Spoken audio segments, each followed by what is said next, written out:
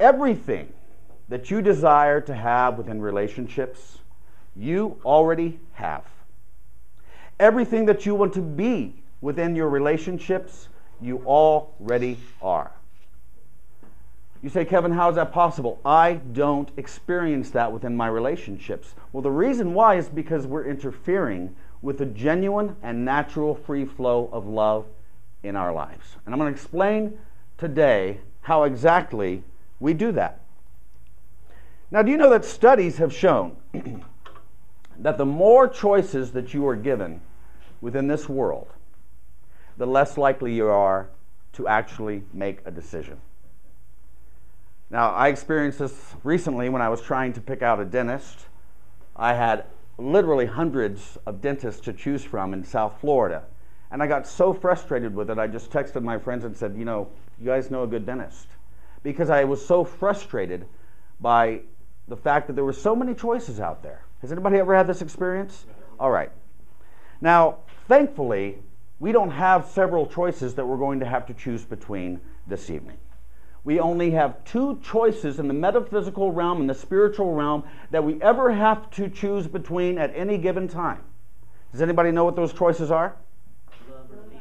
The choice between love or fear.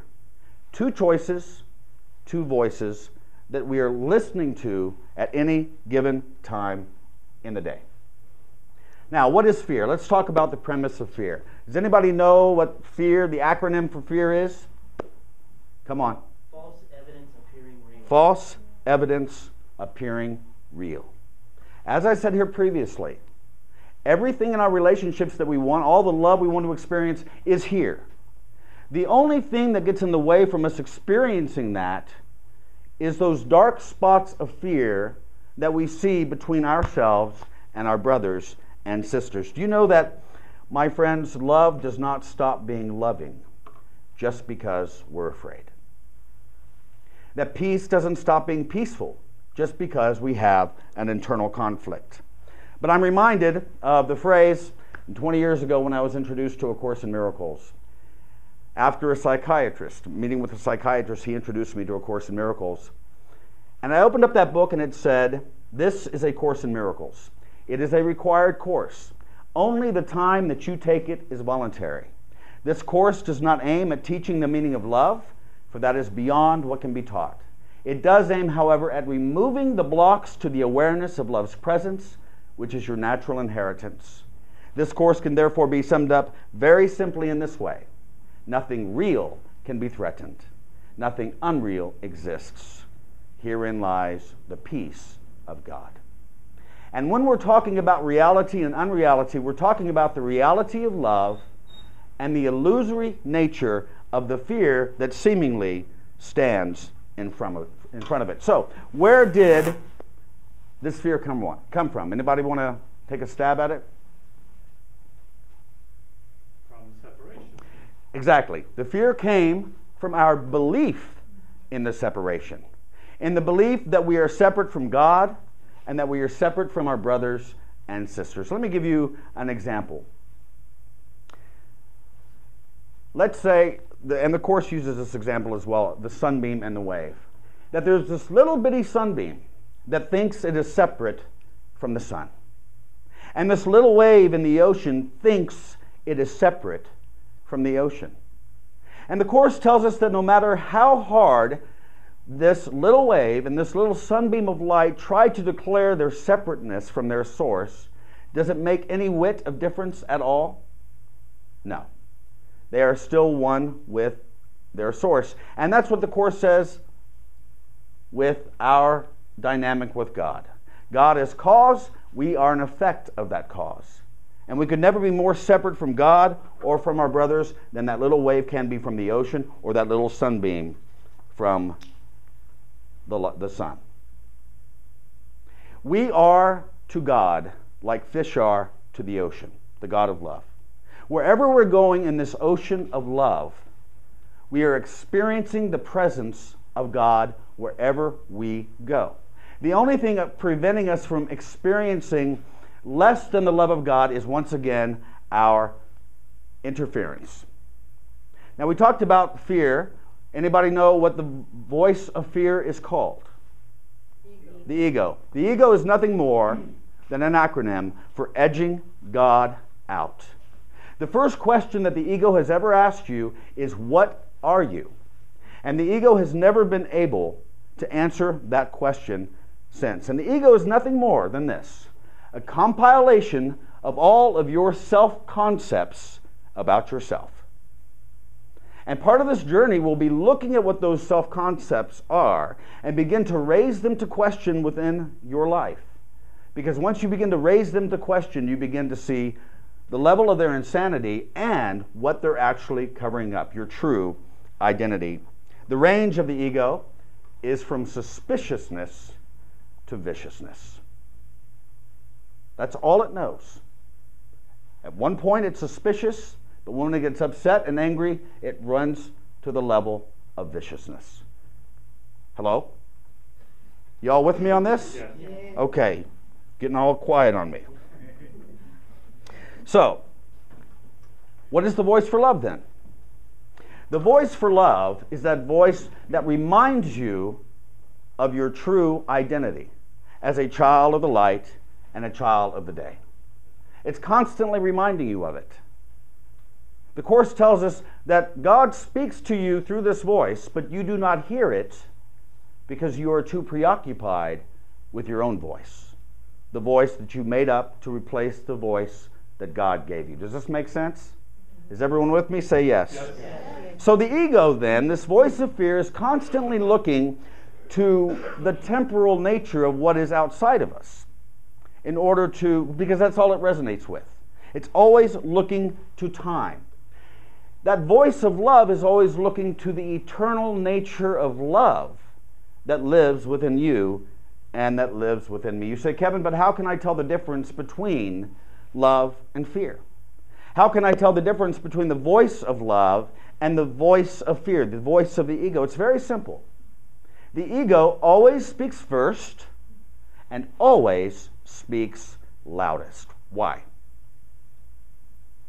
Anyone?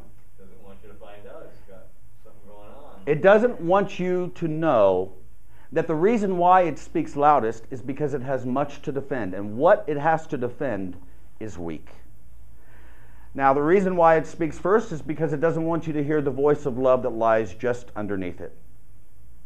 And again, the voice of love is a still, small voice, and we're not going to hear that voice of love unless we learn to discipline our mind and quiet our thoughts and settle ourselves. And as the Tao Te Ching says, stop thinking and end your problems. What difference between yes and no? What difference between success and failure? Must you value what others value and avoid what others avoid? Now, the fundamental, for us to really grasp the nature of the dynamic of fear and the dynamic of love, we need to understand what the fundamental law of perception is. The fundamental law of perception is this: you will see what you believe to be there, and you will believe it to be there because you want it to be there. You see, the ego wants you to think that your thinking is not having any consequence in your life, that what matters in your life is your behavior. And so that voice of fear is constantly trying to correct your missteps by correcting your behavior, by guilting you and so forth. But what we do here in this dynamic is completely opposite of that. In fact, everything that the voice of fear presents to you as being true is the exact opposite of the truth. Everyone say to me, only the truth is true and nothing else is true. Say that with me. Only the truth is true and nothing else is true. How powerful are your thoughts? I'll tell you how powerful they are. Every thought that you think creates something on some level within your experience. Every thought that you think creates something on some level in your experience. You know, Einstein once said that the most important question you could ever ask is this a friendly universe? Is this a friendly universe? Why did he think that that was such an important question? I'll tell you why. Because if we perceive through our thinking that the universe is an evil entity out to get us, then that's what our experience will become. But if instead we see the universe and God as a benevolent force, a benevolent being who's out to protect us, to guide us, to direct us, then that is what our experiences will become. We're not out here to change the world, we're out here to change our minds about the world. And guess what? We're not out here to change our relationships either. We're out here to change our mind about our relationships. Why? Because the world is nothing but an outward picture of an inward condition. And as that inward condition changes, we begin to see that the outward picture changes accordingly. Is everyone with me? Yes. Bonus. All right. Now, this book is called, that we're talking about, A Course in Miracles.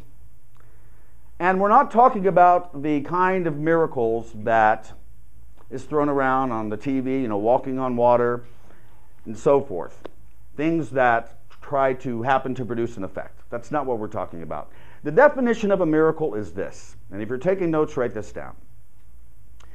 The definition of a miracle is this: a shift in your perspective and your perception from a fearful way of looking at something to a loving way of looking at something.